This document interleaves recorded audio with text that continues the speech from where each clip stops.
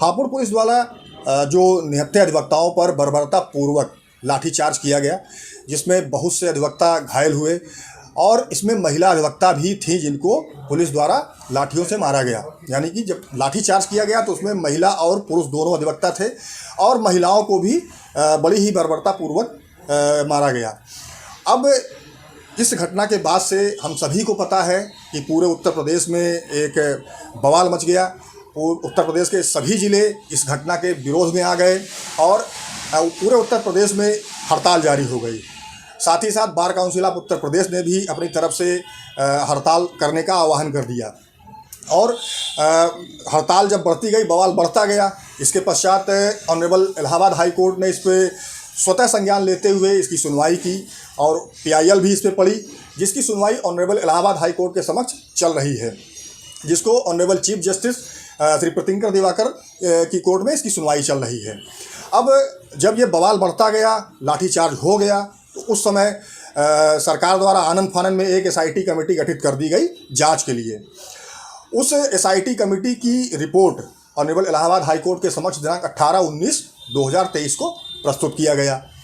अब सुनवाई के दौरान जब वो SIT की रिपोर्ट ऑनरेबल कोर्ट के समक्ष प्रस्तुत की गई तो कोर्ट द्वारा ये देखा गया कि जो SIT ने अपनी जांच की है उस जांच में बहुत सारी कमियां सामने आई। यानी कि जो SIT की रिपोर्ट थी उसमें बहुत सी कमियां सामने आ गई, जिसमें सबसे बड़ी कमी ये थी कि कोर्ट द्वारा ये पूछा गया कि जो लाठीचार्ज किया गया अधिवक्ताओं के ऊपर, वो लाठीचार्ज किसके आदेश से और क्यों किया गया। क्या अधिवक्ता कोई पब्लिक प्रॉपर्टी को नुकसान पहुंचा रहे थे? क्या अधिवक्ता आगजनी कर रहे थे जिसको कि आप कंट्रोल नहीं कर पा रहे थे? क्या अधिवक्ताओं द्वारा आम व्यक्तियों को कोई थ्रेट पहुंचाई गई, कोई दिक्कत उससे उत्पन्न हुई? इन सारी चीज़ों को सवाल उठाए गए, जिस पे कोर्ट द्वारा पूछा गया कि भाई लाठीचार्ज क्यों और किसके आदेश से किया गया। तो इसका जवाब उस SIT रिपोर्ट में नहीं था और ना ही राज्य सरकार द्वारा इसका जवाब दिया जा सका कि लाठीचार्ज क्यों और किसके आदेश से किया गया। दूसरी चीज़ ये थी कि कोर्ट द्वारा ये भी पूछा गया कि भाई जो अधिवक्ताओं की कितनी FIR दर्ज की गई हैं और जो FIR दर्ज की गई है उसमें अब तक की क्या कार्रवाई पुलिस द्वारा की गई है।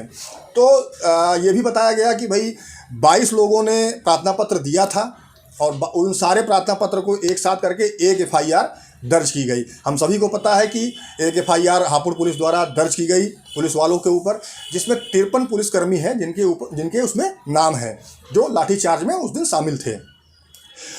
अब जो अधिवक्ताओं द्वारा FIR दर्ज कराई गई उस पर भी क्या क्या कार्रवाई हुई ये भी न्यायालय द्वारा पूछा गया। तो वो भी SIT रिपोर्ट में ऐसा कुछ नहीं था कि वो बताएं कि जो अधिवक्ताओं द्वारा FIR दर्ज कराई गई थी उसमें अब तक की ये कार्रवाई हुई है। तो ये सब सारी चीज़ें उसमें नदारद थी, जिससे कोर्ट काफ़ी नाराज़ भी थी और कोर्ट द्वारा ये भी कहा गया कि इसकी निष्पक्ष जाँच कराई जाए। तो ये सारी चीज़ें कोर्ट में सामने आई कोर्ट के। अब यहाँ पे सवाल ये उठता है कि पहले भी ये अधिवक्ताओं द्वारा आपत्ति उठाई गई थी कि जो राज्य सरकार ने SIT कमेटी गठित करी है उस पर उनको भरोसा नहीं है। फिलहाल ऑनरेबल इलाहाबाद हाई कोर्ट ने एक अलग से कमेटी भी बनाई थी, जिसमें ऑनरेबल इलाहाबाद हाई कोर्ट के जजेस भी हैं, अपर महाधिवक्ता भी हैं, बार काउंसिल के अध्यक्ष भी हैं, कई लोग हैं जिनको ऑनरेबल हाई कोर्ट ने एक कमेटी बनाकर रखा था। उनकी जांच अलग चल रही है। लेकिन फ़िलहाल जो 18 तारीख की डेट इसमें लगी थी सुनवाई के लिए, उसमें जो राज्य सरकार द्वारा SIT गठित की गई थी उसकी रिपोर्ट कोर्ट को देखनी थी कि SIT ने जो जांच करी है उसमें क्या क्या चीज़ें हैं। लेकिन वो निष्पक्ष जांच नहीं हुई और बहुत से सवाल ऐसे थे जिनके जवाब थे ही नहीं और पुलिस की कार्रवाई भी सवालों के घेरे में आ गई। फिलहाल ऑनरेबल इलाहाबाद हाई कोर्ट ने अगली सुनवाई 12 अक्टूबर की रखी है और 12 अक्टूबर तक कोर्ट ने कहा है कि भाई जो भी ये सारे सवाल हैं इनके जवाब आप दीजिए। सबसे महत्वपूर्ण सवाल तो यही है कि भाई लाठीचार्ज क्यों किया गया। अब यहाँ पे एक चीज़ और सबसे महत्वपूर्ण है, कोर्ट ने ये भी कहा कि भाई जो एविडेंस आए हैं, जो रिकॉर्ड कोर्ट के समक्ष आए हैं अब तक, उसको देखने से तो यही लगता है कि जो अधिवक्ता हैं वो शांतिपूर्ण तरीके से धरना प्रदर्शन कर रहे थे, किसी भी पब्लिक प्रॉपर्टी को नुकसान नहीं पहुंचाया गया, जनता के किसी व्यक्ति को कोई नुकसान नहीं पहुंचाया गया। तो अगर ये सारी चीज़ें थी, अगर वो शांतिपूर्ण तरीके से धरना प्रदर्शन कर रहे थे, तो आखिर लाठीचार्ज क्यों किया गया? इसका जवाब एसआईटी की रिपोर्ट में था नहीं कि लाठीचार्ज क्यों और किसके आदेश से किया गया। अब यहाँ पे एक सवाल और भी आया कि भाई जब अधिवक्ता, जो चोटिल अधिवक्ता थे, जिनको चोट लगी, खून बह रहा था, वो थाने गए तो उनकी सुनवाई नहीं की गई, उनकी एफआईआर नहीं दर्ज हुई, उनका मेडिकल नहीं कराया गया।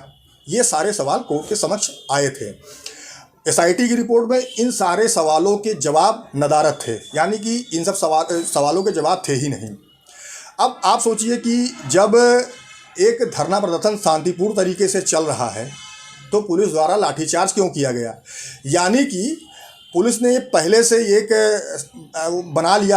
मन बना लिया था कि उनको लाठीचार्ज करना है। अब आनन फानन में किसने आदेश दिया? किसके आदेश से सीधे लाठीचार्ज ही कर दिया गया? भाई अगर भीड़ को तितर बितर करना था, या जो अधिवक्ता प्रदर्शन कर रहे थे हापुड़ में, उनके प्रदर्शन से वहाँ की जो लॉ एंड ऑर्डर है उसमें कोई दिक्कत आ रही थी, तो आप लाठीचार्ज करने के बजाय और भी तरीके थे जिससे उनको वहाँ से हटाया जा सकता था। आप टीयर गैस का इस्तेमाल कर सकते थे, आप वाटर कैनन का इस्तेमाल कर सकते थे। इन सारी चीज़ों का भी इस्तेमाल उस समय किया जा सकता था ताकि भीड़ को हटाया जा सके। अगर वहाँ जो धरना प्रदर्शन हो रहा था उससे समस्या आ रही थी तो उनको हटाने के लिए ये तरीके भी थे। लेकिन पुलिस के द्वारा इनमें से किसी चीज़ का इस्तेमाल नहीं किया गया कि भाई टीयर गैस या वाटर कैनन का इस्तेमाल किया ही नहीं गया। सीधे सीधे पुलिस द्वारा लाठीचार्ज कर दिया गया निहत्थे अधिवक्ताओं के ऊपर। इसमें बहुत से अधिवक्ता चोटिल भी हुए और जिसमें महिला अधिवक्ता भी थी जिनको चोटें लगी हैं। कोर्ट ने ये भी कहा कि भाई एडीजी जोन निष्पक्ष जांच का एक हलफनामा भी दाखिल करेंगे।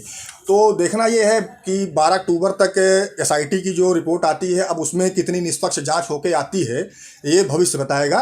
फिलहाल के लिए 12 अक्टूबर के लिए डेट लगी है और कोर्ट ने आदेश भी किया है कि इस पूरे प्रकरण पर निष्पक्ष और स्वतंत्र जांच कराई जाए।